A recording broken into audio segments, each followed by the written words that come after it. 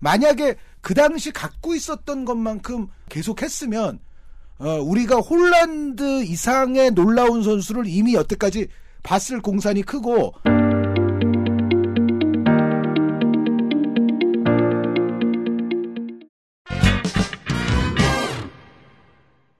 미친 골 폭풍 괴물 홀란드 선수에 대해서 이야기를 나눠보도록 하겠습니다. 정말 엄청난 페이스예요, 우리 홀란드 선수.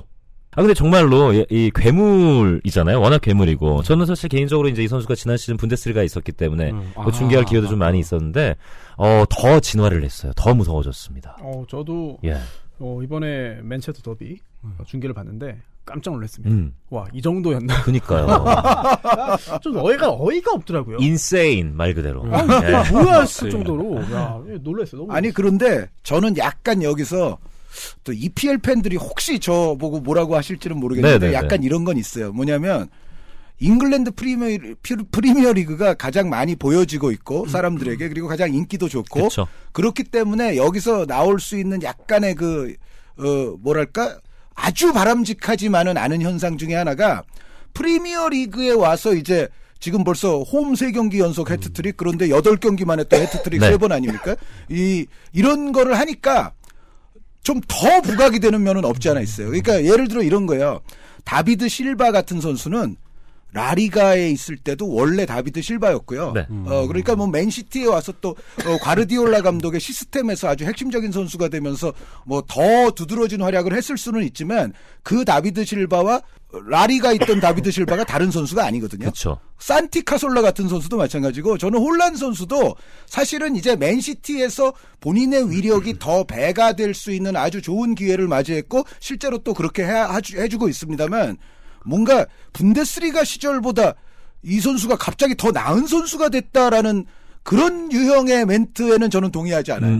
그러니까 홀란드는 몇 달 전에도 홀란드였고 1년 전에도 홀란드였고 부상만 안 당한다면 그쵸. 계속 그냥 엘링 브라우트 홀란드다. 그러니까 지난 시즌 또 이제 말씀해 주신 대로 또 부상도 있었기 때문에 이 선수가 초반에 지난 시즌 저도 생각해 보면 도르트문트에서 정말 좋았거든요. 이제 그러다 이제 부상 찾아오면서 약간은 뭐 초반만큼의 페이스는 아니었는데. 그러니까 맨시티에서도 최대의 적은 결국은 부상일 거예요. 그러게요. 홀란드 선수는 부상만 없으면 정말 뭐 저는 사실 뭐 홀란드 선수 좀 더 어렸을 때부터도 이거는 완전 몬스터구나라는 뭐 확신을 어느 정도 갖고 있었는데 사실 뭐 그 당시만 해도 그런 확신을 갖고 있는 사람들이 그런데 많았어요, 사실. 네. 그러니까 제가 몇 년 전에 얘기한 뭐 짤방들이 요즘 이제 돌아다니는 거를 좀 봤는데 그게 저만 그랬던 게 아니라 제가 정말 냉정하게 말씀드리자면 정말 축구에 대해서 좀 식견 있으신 그런 팬분들이나 뭐 평론가분들은 정말 굉장히 많은 숫자가 이 홀란드 선수가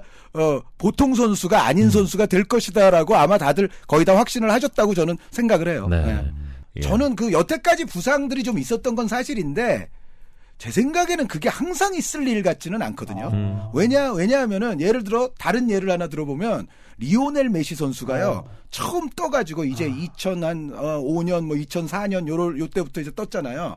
한창 뜨고 나서 한 두세 시즌 동안은 정말 중요한 시기에 항상 다쳤었어요. 그러니까 그 정말 중요한 시기라는 건 통상 2월이나 3월.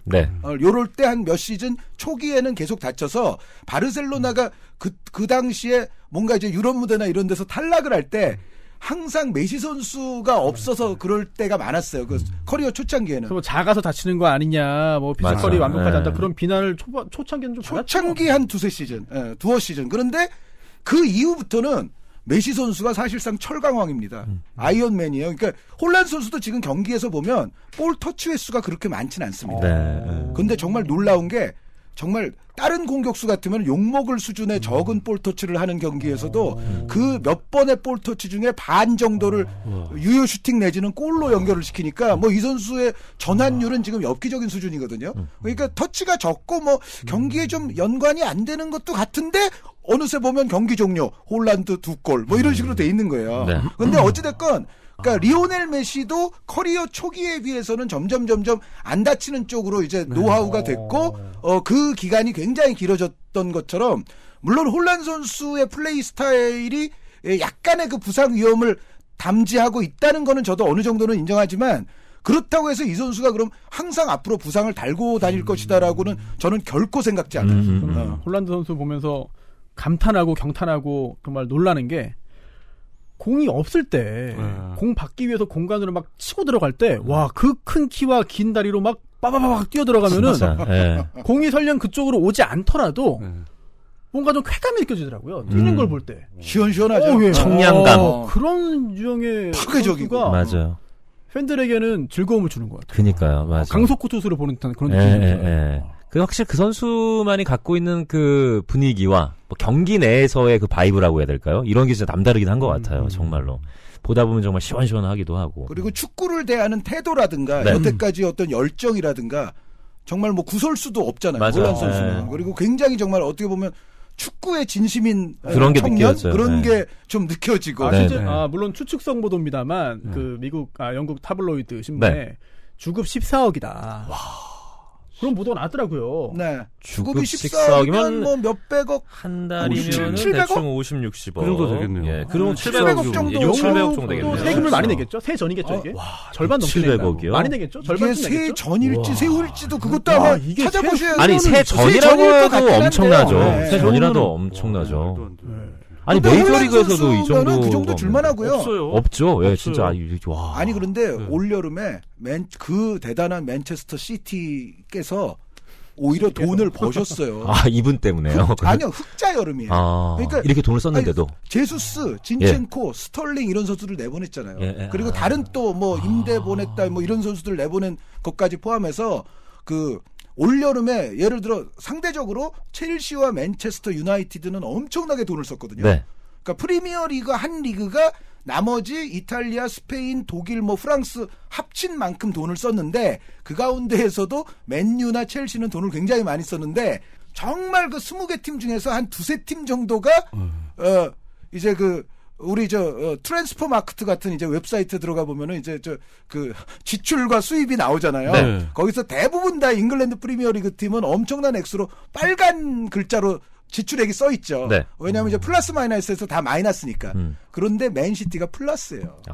정말 프리미어리그에 몇 안 되는 플러스 팀이었어요. 올여름에.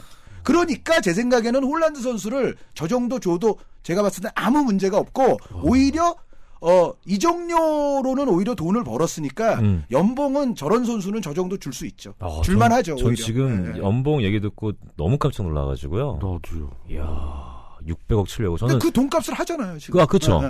전 당연히 그 메이저리그가 그래도 연봉이 웬만한 선수들 메이저리그는 지금 연봉 개념으로 해가지고 1년에 제일 많이 받는 사람이 한 4천만 달러 이상 받거든요. 물론 지금 뭐 달러가 높였으니까 이걸 원화로 환산하면은 비슷하게 나올 수 있게. 얼추 홀란드 선수 접근하겠는데요. 그 정도. 지금 환율이면. 아까 그 홀란드 이게 그 득점 보너스가 보태져서 많다. 뭐 이렇게 보도가 나와 있네요. 이야. 1파운드가 지금 1,573원 정도 하니까 계산을 해보면 복잡하네요. 아무튼 엄청 남았네요. 슈퍼트랙은 요즘 파운드가 또 좀 오르락 내리락 좀 상당히 좀 난관이 많았어요. 맞아요. 근데 사실 저희가 이제 홀란드 선수 이야기를 하면서 뭐 당연히 이제 괴물이라는 것 그리고 이 선수가 타고났다는 부분도 이제 인정을 할 수밖에 없는데 야구에도 사실 뭐 이런 괴물들이 많았잖아요. 그러니까 최근에 보면 저는 그 메이저리그에 훌리오 로드리게스 시애틀 레이더스 이 선수도 정말 어마어마하더라고요. 뭐 이 선수는 일단 뭐 신인인데 20-20을 했고요. 네. 그리고 사실은 거의 30-30에 근접을 했습니다. 엄청난 기록인 거죠, 정말. 뭐 이거 요즘은 뭐 내년부터 늘어나겠지만 도루가 많이 줄었기 때문에 홈런이 문제가 아니라 도루를 30개 뛰는 선수가 거의 몇 명 나오질 않아요. 근데 이 선수는 거의 30-30에 근접을 했고 뭐 이 선수 정말 향후에 더 성장을 하겠죠. 근데 우리 야구 쪽을 딱 보면 가장 근접한 거는 별명 자체가 유현진 선수. 유현진 선수 맞아. 괴물이 몬스터잖아요. 네. 그러니까 지금 생각해 보시면은 지금 잘한 선수 많습니다만 투수라는 기준으로 데뷔할 때부터 신인왕 MVP, 뭐 다승왕, 트리플 크라운도 했었죠. 네, 그러니까 생각해 보시면 19살 때예요. 또 한화에서 소년가장. 네, 이러면서 데뷔를 했으니까. 이 선수는 괴물이었었고 또 지금 와도 생각해 보시면은 많은 이제 국내파 선수들이 MLB도 진출을 하고 이렇게 했는데 생각해 보시면은 이렇게 한 선수가 없는 거죠. 그렇네요. 그러니까 KBO 리그를 이제 어느 정도 뭐 슈퍼스타로서 네. 거친 이후에 네. 메이저리그 가서 네, 거기서도 류현진만큼 한 선수는 없네요. 없어요. 투수 타자 다 네. 통틀어서. 네. 없는 거죠. 그러니까 그리고 국내에서 이제 19살에 하나이글스 바로 에이스로 등극을 하면서 올 시즌까지 보면서 이 선수가 부상이라는 요소, 부상 때문에 못 뛴 시즌만 제외하잖아요. 단 한 번도 못한 적이 없습니다. 데뷔할 때부터 괴물이었던 거죠. 그때 뭐 잘 알려졌습니다만은 뭐 구대성 선수에게 뭐 체인지업 배우고. 근데 19살짜리가 나와서 아무리 대선배가 가르쳐준다고 해도 그거를 활용을 해가지고 바로 그런 성적을 내고, 그리고 이제 그때 이랬었어요. 류현진 선수가 이제 메이저리그 갔을 때는 공이 빠르다고 어느 누구도 얘기하지 않습니다만 어깨 부상 당하기 전에 이 선수의 최고 구속은 거기서도 153km예요. 그러니까 와, 이건 빠르다. 그러니까 이 선수는 성적, 그리고 그 흔히 그 롱제비티라고 얘기하잖아요. 오랫동안 자기가 유지를 또 할 수 있어야 되잖아요. 그런 걸 따져도 괴물이라는 표현이 이 선수에게는 가장 잘 어울리는 별명인 것 같아요. 그러게요. 근데 사실 류현진 선수 데뷔 시즌에 네. 그때만 해도 스포츠 신문을 많이 봤습니다. 야, 그렇죠. 어, 네. 1, 2면에 그렇네요. 네. 류현진 얘기가 계속 나왔어요. 아유, 그럴 정말, 수밖에 없죠. 계속 나왔어요. 도배를 했죠. 충격적이었어요. 혹시 사실. 지금 이제 류현진 선수에도 아, 기록을 오, 우리 김구라 김구라 PD가 야, 올려줬는데 저런 사진이 있네요. 저걸 또 때문에. 실시간으로 저렇게 또 기록을 야, 올려주네. 19세 시절 사진이래요. 저게. 예, 신인 데뷔 데뷔 최다 연승 3연승을 했고 최연소 최소 경기 한 시즌 10승에다가 신인 최다 탈삼진 신기록 196개를 잡아냈습니다. 그리고 다승 1위, 평균자책점 1위, 탈삼진 1위에서 데뷔 시즌에 트리플 크라운을 달성했었던 인천 류현진 사람이죠. 선수입니다. 약간 인천 홀란 사람이죠. 선수랑 좀 비슷한 게 네. 홀란 선수가 최연소에 관한 기록을 굉장히 많이 갖고 있어요. 그러게요. 그렇죠. 원래 그게 은바페 선수가 예. 많았었는데 네. 홀란 바뀌었죠. 선수가 이제 넘어선 것들이 좀 점점 이제 늘어나면서 홀란 선수가 어쨌든 최연소 기록을 굉장히 많이 갖고 있는 선수예요. 그런데 지금 보니까 류현진 선수도 최연소라든가 뭐 신인 관련 기록을 많이 갖고 있네요. 진짜. 그러니까 지금 여러분 생각해 보시면 최근에 이제 야구 보신 분들, 그러니까 유현진 선수의 데뷔 시절 못 보신 분들도 있을 수 있거든요. 네. 생각해 보시면은 최근에 뭐 기아의 이의리 선수 또는 뭐 이제 구창모. 동지모, 구창모, 뭐 김진욱 이런 선수들 전부 다 들어올 때 이건 완전히 초고교급이다 하고 들어왔고, 물론 이의리 선수도 잘했고 올해는 더 성장했습니다만 신인으로서 저런 기록 내는 선수가 앞으로 쉽게 나오기는 그러게요. 어렵다는 거죠. 선발 진짜. 로테이션 끼는 것만 해도 대단한 건데 맞아요. 저거는 리그를 그냥 폭격하고 정복해버렸거든요. 그러니까 그 전에 염종석 선수가 잘하시잖아요. 네. 데뷔할 때 그러면서 막 팀을 우승으로 이끌고 했는데 왜 염종석 선수가 지금 그렇게 평가 못 받느냐? 꾸준하게 내구성이 오랫동안 부족했죠. 내구성 네. 문제였던 거죠. 아. 네. 그러고 보면 류현진 선수가 87년생이니까 이제 나이가 우리 네, 나이로 30대 하면 중반 정도 36이고, 됐으니까. 예. 뭐 만으로 35인데. 아주 많진 않네요. 그래도 아주 많은 워낙 것까지. 일찍 뛰어서. 그러니까 워낙 그러니까 일찍 데뷔를 해서 우리 기억 속에 이 선수는 오래된 것 같지만 예. 왜냐면 데뷔해서 첫 해부터 저렇게 했기 때문에. 그렇죠. 예. 저 당시에 당시 그 스포츠 매체에서 뭐 이런 질문들을 좀 했었어요. 전문가들에게. 한국 시리즈 7차전 네. 우리 팀 선발 투수로 누굴 내세우고 싶냐. 아, 그렇죠. 신인 시즌이었던 걸로 알고 있거든요. 네. 그 즈음에 몇 년 데뷔한 지 얼마 안 됐는데 상당수의 전문가가 류현진을 꼽은 적이 있습니다. 그럴 수밖에 없어요. 왜냐면 데뷔할 때부터 유들유들 하더라고요. 그런 게좀 데뷔 시즌에 한화가 2006년에 준우승하지 않았었나요? 그때가 제가 알기로는 네. 데뷔해서 1년, 2년 차까지만 포스트시즌의 맛을 살짝 보고 예. 그 다음부터는 그냥 쭉 소년가장으로 어려운 생활을 그러게요. 이어갔죠. 예.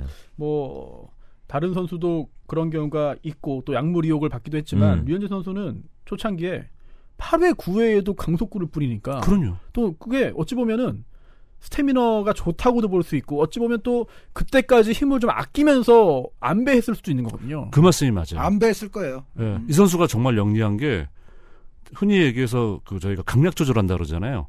그걸 너무 잘해요. 그러니까 자기가 지금은 내가 힘을 써야 되는 데다 그러면 막 구속 끌어올리고 팍팍팍 들어가서 잡아내고 자기가 쉬어갈 타이밍으로 생각하면은 좀 그분 타자들한테 죄송합니다만은 쉽게 가요. 싸이 영상 2위까지 했었잖아요. 그렇죠. 그 해에 이제 싸이 영상을 거의 받을 것 같았는데 이제 후반기로 가면서 디그롬이 막 올라오면서 한 달 8월 한 달 성적이 망가졌죠. 맞아요. 그때가 좀 아쉬웠어요. 고전했었죠. 만약에 이제 그때 싸이 영상을 받았으면 정말 또 아시아 선수 최초로 근데 싸이 영상까지 그때는 받았을 이제 텐데. 저 두루니가 뭐 거의 역대급의 시즌으로 가고 있었거든요.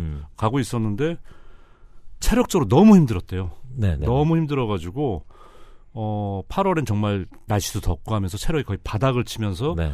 한 3경기, 4경기 연속으로 막 대량 실점을 하고 막 양키스에 막 말로 없는 허용하고 막 되게 고생을 했었는데 다시 선선해지면서 다시 마지막 치고 올라가서 결국은 짜 영상은 놓쳤지만은 그때 기억나는 게 이거잖아요. 올스타전 선발 투수. 네. 그거는 그 리그 전반기 최고의 투수가 올라갈 수 있는 자리이기 때문에 정말 그때는 1순위였었거든요. 근데 8월 한 달 성적 때문에 아쉽게 2위에 그쳤지만은 정말 이 선수가 막 뭐 국내 야구계에선 정말 좋았던 신인 선수도 많습니다만 네. 최고의 괴물이 아니었나. 그 뭐 부인할 수 없을 것 같아요. 지금 저희가 또 이제 선정한 그 주제 중에 하나가 이게 괴물들이 이렇게 잘 성장하는 경우도 있는데 사실은 이제 괴물인 줄 알았는데 정말 그 어떤 그 좋은 성적을 못 거두고 이게 사라진 선수들도 조금 있었잖아요. 홀란드 선수 하면은 그 요즘은 이제 비교가 좀 이제 잘 안 나와요. 네. 그런데 몇 년 전부터 이제 홀란드 선수가 잘했을 때 또 한 뭐 1, 2년 전까지만 하더라도 아드리아누 선수와 많이 비교가 됐었어요. 네.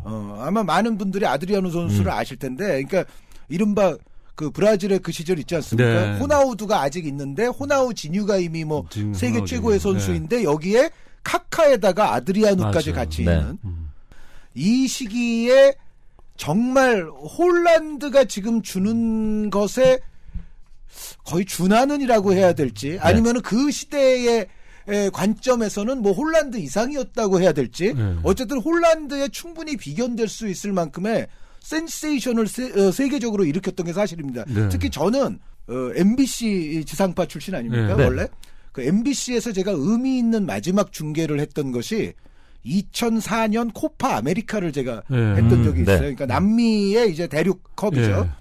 그 코파 아메리카가 이제 어떻게 귀결이 됐냐면 아르헨티나와 브라질이 마지막 결승에서 붙었는데 경기 내용상으로도 아르헨티나가 우승할 만했었어요. 네. 경기 내용도 앞섰고 거의 경기 종료 한 10초를 남겨둘 때까지 아르헨티나가 한 골 이기고 있었습니다. 정말 종료 10초. 이 종료가 추가 시간 종료 10초를 제가 얘기하는 거예요. 네. 정규 시간은 이미 지나갔고 약속된 추가 시간이 한 10초 남았는데 그때 아드리아누가 아마 제 기억에 원더 터닝 슈팅으로 이제 동점을 만들어요. 그러고 나서 나중에 승부차기까지 가서 브라질이 이기죠. 근데 그때 그 2004년에 제가 느꼈던 아드리아누의 모습은 지금 홀란드 이상이라고 확건할 수는 없지만 요즘 홀란드 선수도 너무 놀랐기 때문에 이상이라고까지 할 수는 없지만 거의 동등했다. 라는 느낌이 들었고요. 그 당시에 그리고 아드리아누 선수가 정말 그때는 뭐 파르마 거쳐서 이제 인터 밀란 이렇게 올 그 시절에는 정말로 전 세계에서 이런 스트라이커가 있어? 이런 공격수가 있어? 그래서 사실은 그때는 이제 황제라고 불렀죠. 아니, 힘의 스피드에 그리고 왼발 슈팅력은 지금 홀란드보다 앞서요. 슈팅력 자체는 중장거리포는 아드리아누가 지금 손수호 변호사 말씀하신 것처럼 뭐 대도하는 곳에서 마구 터뜨리는 슈팅.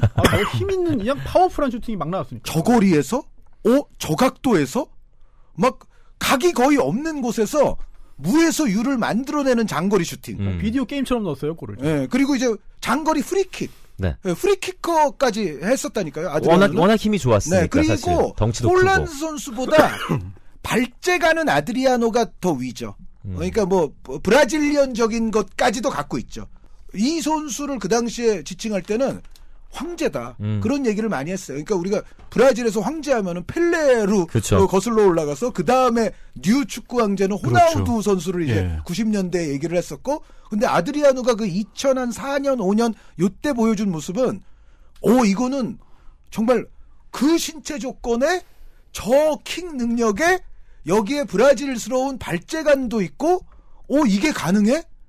그러니까 그 전까지의 브라질 선수들은 정말 위대한 선수들이 많았지만 그 정도 신체 조건 선수는 없었고 그리고 정말 그렇게 먼 거리에서 슈팅을 터뜨릴 수 있는 선수들은 또 어떤 발재간이나 뭐 이런 것까지 또 다 엄청나게 겸비하거나 그러지 못했던 경우들이 있거든요. 그러니까 아무리 정말 축구로 해가 지지 않는 브라질이라 하더라도 아드리아노만큼 다양한 것을 다 갖춘 선수가 있어? 라는 얘기가 그때는 나왔었어요. 그런데 이 선수의 이제 그 절정기는 그리 길지 않았고요. 결국은 이제 황제가 탕하로 바뀌게 됐죠. 네, 결국 이제 자기 관리에 실패해서 결국은 이제 오래 가지 못하고 정말 사람들의 기대치와는 너무 동떨어지게 이제 커리어가 간 케이스인데, 물론 이제 2004년 그 코파 아메리카 우승을 하고 나서 직후에 아버지가 돌아가신 사건이 있어요. 아버지가 돌아가신 사건이 있는데 그게 이제 뭐 주변 동료들 얘기를 들어봐도 그 인터뷰 같은 걸 하는 걸 보면, 또 인터밀란 뭐 동료들의 어떤 후일담 그런 걸 보면 아드리아노는 분명히 그 아버지의 사망에 굉장히 큰 타격과 충격을 받았다. 그래서 그 다음부터 이제 더 사람이 그 다음부터 망가져가기 시작했다라는 얘기들을 이제 주변에서도 많이 하는데, 근데 그럼에도 불구하고 제가 이 선수에 대해서 궁극적으로 내리는 진단은 결국은 자기 책임이다. 그러니까 왜냐하면 2004년 한 8월쯤에 아버지가 돌아가신 걸로 제가 알고 있는데 그 직전에 이제 코파 아메리카 우승을 했었고요. 그런데 2005년 정도에도 이 선수가 어느 정도는 전성기를 이어갔었어요. 네. 그러니까 코파 아메리카에 이어서 컨페더레이션스컵에서도 2005년에 영웅이 됐었고, 그때도 이제 상대팀은 아르헨티나였습니다. 네. 공교롭게도 거기서도 뭐 엄청난 활약을 했었고, 인테르에 입단해서도 초창기에는 정말 홀란드 선수만큼 지금 경기당 1.75골 뭐 이런 정도는 아니지만 아드리아노 선수도 거의 경기당 한 골 정도씩을 해내는, 그리고 말씀드렸던 대로 홀란드와는 약간 또 다른 툴이 더 있기 때문에 굉장히 더 멋져 보이는 그런 부분들이 분명히 있거든요. 그런 거를 아버지 돌아가신 이후에도 어느 정도 기간 동안은 했었어요. 네. 그러니까 제가 아버지가 돌아가신 게 이 선수의 모든 몰락의 원인일 수는 없다고 제가 이야기를 하는 거고, 궁극적으로는 본인 책임이라고 제가 말씀을 드릴 수밖에 없는 이유가, 아버지가 돌아가셨어도 그 초기 즈음에는 본인이 할 수 있는 거를 했었어요. 네네. 그러다가 이제 시간이 뭐 한 1년, 2년 이렇게 지나고 나니까 그 다음부터는 정말 이제 본격적으로, 예를 들어 뭐 A매치 기간 때 나가지 않습니까? A매치 끝났는데도 돌아오질 않아.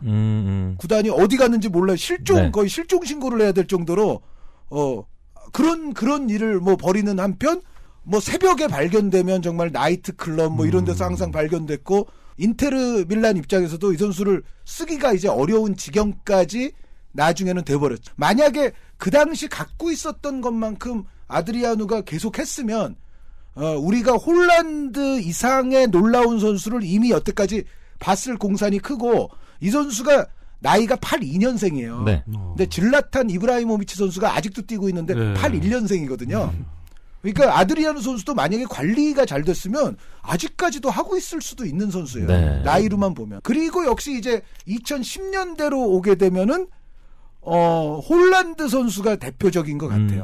홀란드 선수가, 그러니까 은바페 선수에게도 물론 놀라긴 했어요. 네. 은바페 선수도 사실은 홀란드와는 또 다른 툴을 갖고 있잖아요. 그러니까 저는 은바페 선수를 얘기할 때는 통상 호나우두와 앙리를 조합한 선수라는 얘기를 해요. 네.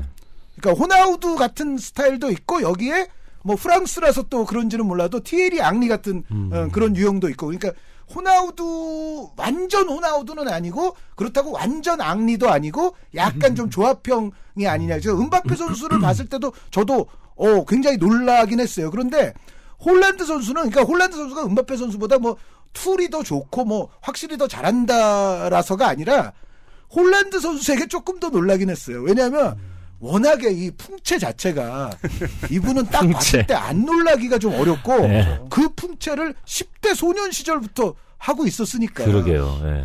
그런데 이 선수가 그러면은 본격 무대에서도 이렇게 할 수 있을까? 제가 좀 유심히 봤죠. 그런데 짤츠부르크 시절부터도 이거는, 그러니까 우리가 뭐 그래도 오스트리아 리그인데, 그리고 짤츠부르크면은 오스트리아에서는 어차피 최강이라서 뭐 다른 팀들과 이제 멤버 차이, 레벨 차이가 있는데, 그거를 감안해서 보려고 저도 굉장히 노력을 했는데, 그때 도달한 결론은 뭐냐면, 이 선수는 뭐 오스트리아 이게 문제가 아니고 아무데나 가도 결국은 이렇게 할 선수다. 라는 제가 그때 확신을 받았어요. 네. 그런데 은바페 선수와 어쨌든 홀란드 선수 요즘 또 이 비교가 아주 심해지고 있는데, 점점 툴이 좀 다릅니다. 툴이 좀 다르고 둘 다 괴물 맞고 둘 다 놀라운 선수인데, 일단 외관을 보고 조금 더 놀라움을 주는 건 홀란드 선수가 맞다. 그러니까 아까 뭐 이인환 캐스터도 말씀하셨지만 저신체 조건에 막 저속도에 막 성큼성큼 파괴적으로 들어가는데 와 이거는 그 뛰는 모습만 봐도 일단 좀 놀랍지 않을 수가 없거든요. 그러니까 정말 지금 말씀해주신 홀란드나 뭐 은바페나 좋은 기량을 갖고 있는 선수고 타고난 기량을 갖고 있는 선수고 열심히 하는 것도 알겠습니다만 결국 얼마나 이제 그 외부적인 요인들의 방해를 받지 않으면서 부상이라든가 뭐 인성적인 문제라든가 여러 가지 구설이라든가 커리어를 얼마나 좀 지속할 수 있느냐가 굉장히 또 중요한 여자 문제도 그럼요. 여자 문제 중요하죠.